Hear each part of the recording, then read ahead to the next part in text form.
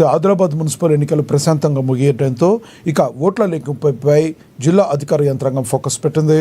ఈ నేపథ్యంలో ఎన్నికలకు సంబంధించిన కౌంటింగ్ ప్రక్రియను ఆదిలాబాద్ పట్టణంలోని టీటీడీసీ కేంద్రంలో ఏర్పాటు చేశారు.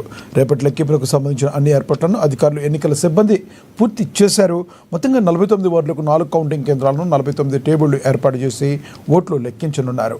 ఓట్ల లెక్కింపు కోసం నియమించిన సిబ్బందికి టీటీడీసీ ఆవరణలో ఎన్నికల అధికారులు శిక్షణ ఇచ్చారు.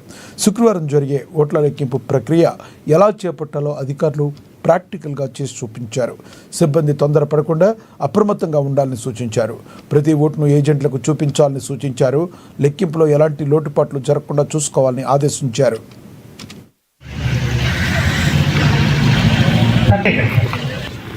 కొంచెం హ్యాండిల్ మన మూతం జాగ్రత్త పట్టుకోండి. అడ్రస్